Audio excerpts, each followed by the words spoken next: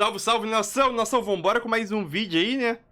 Sobre o nosso Flamengo protesto no Ninho do Urubu. A torcida perdeu a paciência já, né? Com esses maus resultados, com as percas de título. Perdeu o clássico pro Vasco aí. Agora tem mais um título em disputa agora, que nessa quarta-feira, contra o Fluminense.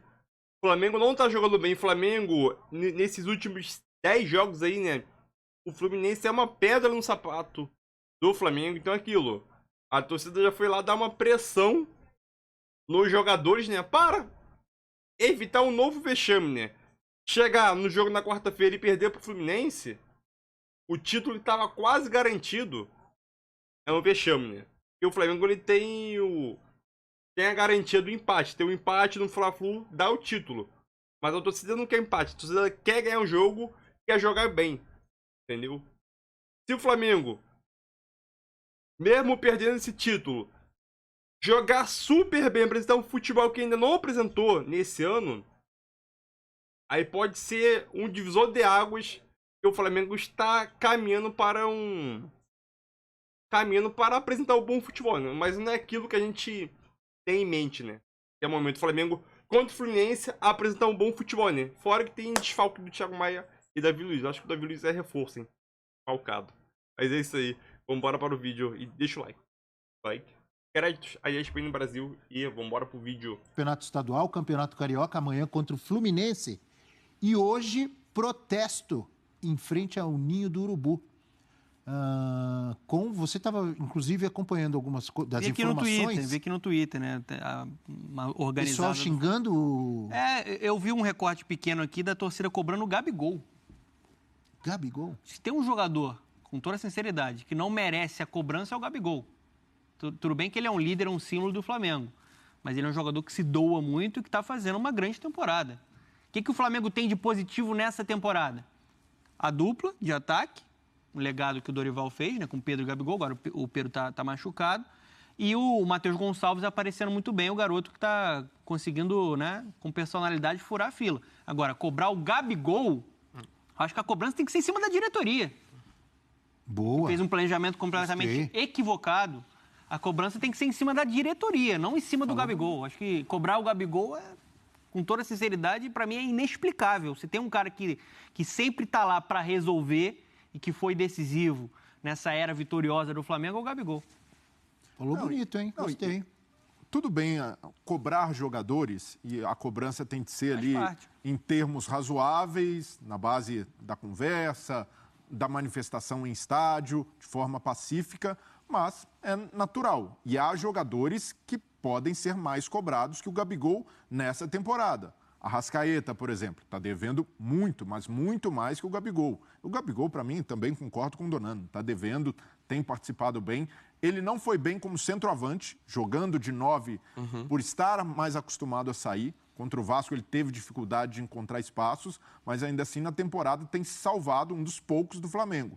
E aí na defesa, a gente tem Davi Luiz devendo bastante também.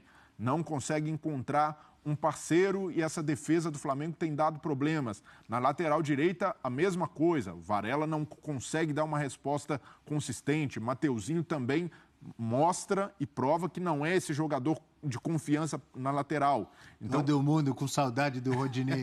Pois é. Falavam mal do Rodilindo, todo mundo com saudade do Rodinei fazendo falta. O Gerson também volta e ainda não consegue ser aquele nem perto do que foi na primeira passagem. Vidal fez um jogo muito ruim contra o Vasco. Então, o Vidal, mas tinha se recuperado na Sul-Americana. No jogo de ida foi muito bom. Não consegue ter sequência, né? Pois é, mas então há uma fila de jogadores que merecem ser mais cobrados que o Gabigol. Acredito que a cobrança vá para cima dele por ser essa referência. O grande líder desse elenco, por mais que o capitão seja o Everton Ribeiro, é o Gabigol. Então, se for por isso, queremos passar uma mensagem de cobrança aos jogadores e o Gabigol vai ser esse meio, ok, mas para mim há outros jogadores que merecem ser mais cobrados que ele. E só mostra o quanto que o Flamengo, esses protestos, ele abraçou um risco e está pagando por isso. E aí a questão respinga na diretoria. Porque se você tinha um início de temporada que era tão importante, assim, com 3 títulos e tudo mais, podendo a ponto de um time que é campeão da Libertadores há poucas semanas, agora está sendo questionado. Porque você vai trocar o comando técnico de um time que já tinha entrosamento, que já tinha um entendimento com o técnico. Se era tão importante. Eu particularmente, se você escolheu, preferiu, eu manteria o Dorival. Teria mantido de qualquer forma. Eu também. Mas se a diretoria... Tinha coisas a melhorar, podia melhorar com o Dorival. Mas se a diretoria entende, não, acho que o Vitor Pereira pode fazer um melhor trabalho, é do jogo, tudo mais.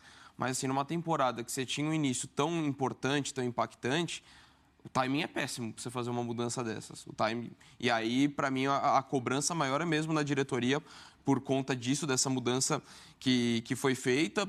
O Vitor Pereira tem seus erros, tem que ser criticado, mas assim, é um início de trabalho. Não dá para ser tão taxativo assim, falar que está tudo errado, que ele é um péssimo técnico. Porque o objetivo do Flamengo é a longo prazo. As grandes competições ainda vai disputar, Libertadores, Brasileiro, Copa do Brasil.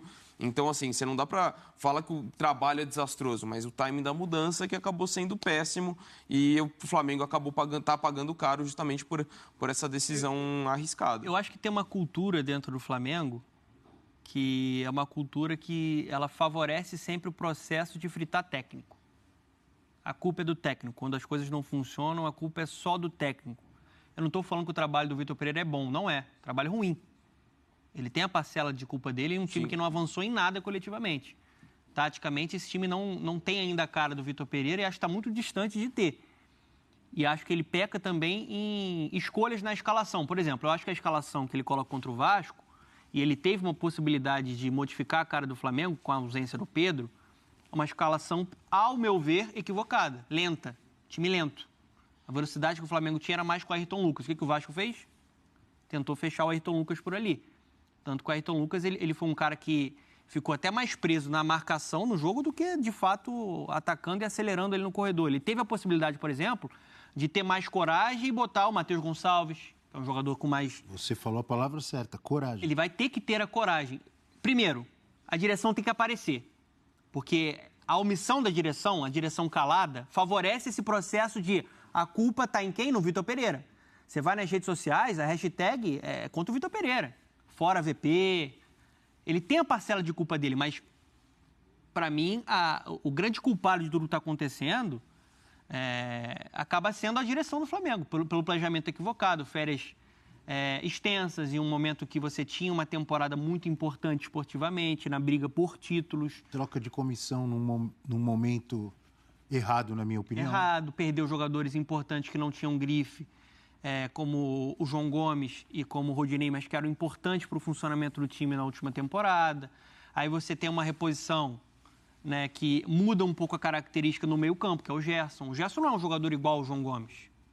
Tecnicamente, eu acho até que é um jogador que pode acrescentar bastante, mas o sem bola dele não é um jogador que equilibrava o time. Já falou isso, a gente fala sobre isso aqui diariamente. Eu só acho que o foco tem que ser muito mais na direção do que no próprio Vitor Pereira. Sim. E agora o Vitor Pereira vai ter que ter a coragem de romper algumas lideranças do grupo para fazer o time funcionar da maneira dele, porque senão você não tem a dúvida que não tem futuro. Ele não comanda. Romper lideranças, em outras palavras. Mudar. Tirar medalhão. Criar soluções. Tirar um cara de nome. Sim, eu acho que não sim. esteja rendendo. Eu acho que ele vai ter que ter a coragem de fazer isso. Não, Davi Luiz, por exemplo, para mim é um cara, eu reconheço a liderança, a experiência, mas hoje a titularidade dele não justifica. Não. É um cara que está ali fazendo hora extra como titular do Flamengo, com muita exposição, é verdade, tem respingado muita coisa na zaga, mas há problemas individuais também. A dupla de zaga hoje não é confiável. Eu até esperava mais também do Fabrício Bruno, acreditava que ele poderia dar um equilíbrio maior ali, por ser um zagueiro de mais velocidade, mas isso não tem acontecido. É claro que há um problema sistêmico, um problema estrutural, mas individualmente alguns jogadores, um deles o Davi Luiz, estão devendo. Quem mais? Davi Luiz. Arrascaeta está merecendo sentar um pouquinho no banco? E eu acho que até seria bom, considerando que passou por uma pubalgia recentemente, é um cara que teve Copa do Mundo, e acho que até num processo mesmo de recuperação, pelo menos no momento, assim, que esse cara é histórico para o Flamengo, é um dos melhores meias que tem no Brasil, é inquestionável a qualidade dele. Mas até pelo momento de uma construção de uma identidade, de novo trabalho, a princípio acho que seria bom ter uns jogos dele no banco. Matheus Gonçalves? Eu daria uma oportunidade para o Matheus pedindo Gonçalves. passagem.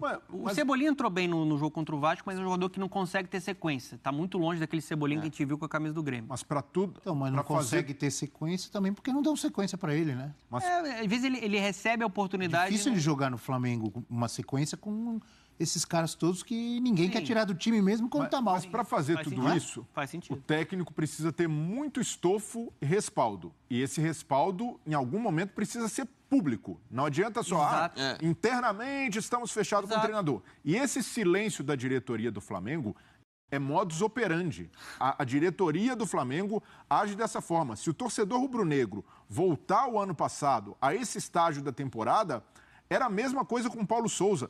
Ali, internamente, todo mundo, não, o Paulo Souza tem o respaldo da diretoria, ele vai continuar, mas ninguém aparecia para dizer, estamos fechados com o cara, ele vai trabalhar. Até porque, na verdade, não estava. Ele sabe que a qualquer momento mas ele poderia demitir e queimar a língua. E outra coisa, quando apareceram, só para dar um exemplo de como é que é a prática dessa direção. Quando eles apareceram, eu não preciso lembrar aqui, Landim, Braz...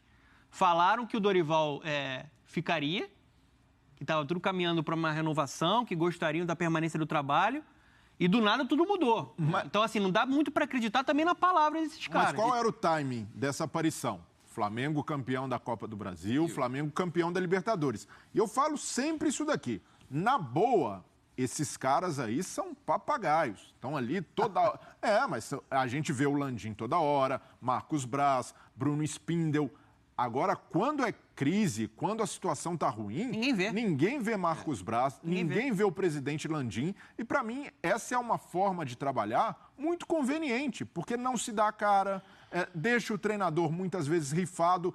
O Paulo Souza, ano passado, o que fizeram com ele foi covarde. Não digo a demissão, mas a forma como o expuseram, quando o Jorge Jesus vem dizer, não, estou aí na praça, quero trabalhar, e ninguém da diretoria se pronunciou, aquilo lá foi um absurdo. E vai se desenhando da mesma forma com o Vitor Pereira. Muita gente fala, o Vitor Pereira pode ser o novo Paulo Souza. Mas, na verdade, essa diretoria transforma o Vitor Pereira num novo Paulo Souza, porque é conivente, é de certa forma omissa. Então, nesse momento, a gente precisava ter entrevista do Marcos Braz e do Landim toda semana. Os caras ali dando no microfone, falando. Se não falaram no ano passado, quando estava tudo ali, as mil maravilhas, o time ganhando, tem de falar agora e se pronunciar quando a maré está ruim. Por falar em diretoria, quando a gente pensa ou vê protestos no Ninho do Urubu, como está acontecendo agora, como aconteceu agora de manhã, pelo menos na minha cabeça vem aquela coisa que tem em muitos clubes quando tem protesto. Queremos jogador. Não foi o caso do Flamengo. Só faltava essa torcida. Se o Flamengo falta jogador pro Flamengo, falta para 90% do Brasil. Só 95%. Faltava a torcida no Ninho do Urubu gritando, queremos jogador. Não foi o caso. Às vezes até tem um pouquinho mais de chegada, né? Nessa temporada tem até 3 gols, né? Mais do que o padrão, mas é titular, né? Titular absoluto desde da chegada do Sérgio Conceição. O cara... ele está sempre entre os líderes de recuperação de bola, de desarmes no Campeonato Português. Próximo da característica do João Gomes? Não, acho que o João, por exemplo, jogando com o Uribe, ele até tem um pouco de chegada para finalização, mas não de circulação, assim, de intensidade. Mas é um cara muito seguro, tem um aspecto de liderança também. É um cara que sempre falando muito com o time. E o Porto varia muito seus jogos, né? Sobretudo nessa temporada. Sérgio Conceição, um time que sempre foi um 4-4-2, tem jogado num 4-3-3, com diversas peças alternando taticamente, e o Uribe sempre foi titular, sempre. E sempre uma peça de equilíbrio. Então é um cara que talvez mudasse um pouco, até na forma de jogar do Thiago Maia, ou de repente poderia ser um titular como primeiro volante, colocando o Thiago Maia no banco. Hoje acho que não seria o caso, né? Tendo em vista como o Flamengo tem desempenhado, mas que seria uma baita contratação, até porque ele tem fim de contrato, né? Então é isso aí, nação. Já que teve protesto aí no Ninho do Urubu, né? Na chegada dos jogadores, vão passar alguns vídeos aqui, né? Esse aqui é o carro do Gabigol chegando. Eu vou ficar cortando o vídeo porque tem muito xingamento, né? Então vamos embora RG aí. Rapidinho. Tamo junto. Filho da puta! Vou roubar, vou voltar, caralho! Puta!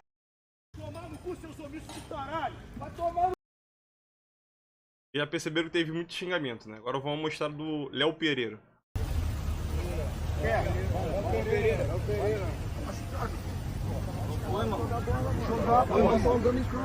Vai ser todo ano essa porra, mano. Vai ser todo ano essa porra, mano. Qual foi, mano? Léo. Perder pro Vasco. A gente 6 horas da manhã na rua pra apoiar vocês, porra, 90 minutos, mano. Vamos jogar bola, porra. Flamengo, ó. Vamos pra cima, porra. Tem que ser falado, mas tem que estar acontecendo aqui. Eu tô legal, mano. O salário tá em dia, qual é? Salário em dia. Léo, obrigado pelo respeito. Valeu, irmão. Tu bora falar com a gente. Não tá nem jogando. Não tá legal, não. Puxa aí. Flamengo, pô. Perder pro Vasco ainda é time 5. Perder pra time da Série B, irmão. Então é isso aí, como vocês perceberam aí, trouxe também a reclamação da torcida, principalmente da parte da organizada da raça rubro-negra. Então é aquilo. Sabemos que o Flamengo não tá jogando bem, o time não desempenha um bom futebol. Com esses reforços que chegou aí, principalmente do Gerson, o time tá muito abaixo. O Vitor Pereira não consegue dar uma cara ao Flamengo. O Flamengo vem de uma derrota para o Vasco da Gama. Como o cara chegou pensando, perder pro time de Série B é ossada. Também, o que tá pesando mais pra mim disso tudo é o vexame no Mundial, né? O Mundial era o principal objetivo da gente torcedor e do Flamengo. O vexame que o Flamengo passou no Mundial é o que está pesando mais. Se o Flamengo tivesse chegado à final do Mundial, talvez não teria isso tudo, né? Esse protesto aí foi um protesto normal, sem baderna, sem agressão, sei lá o que. Foi um protesto normal. Esse protesto aí, xingamento ali faz parte, entendeu? A pessoa xinga no estádio porque não pode xingar ali, na porra do CT. Tiveram as grades ali para separar, foi um protesto tranquilo, aparentemente, pelos vídeos que a gente chegou a ver aí, entendeu? Sem agressão, sei lá o que, só a base de conversa é aquilo. O Flamengo tem que voltar a jogar bola, porque senão a crise já tá ficando escancarada. Caso perca pro Fluminense, aí o bagulho fica doido mesmo, filho. Mas é isso aí, não vou me estender muito não. Não vou me estender muito aqui, né? Na minha fala aí, mas é isso aí, tamo junto, deixa o like. Valeu!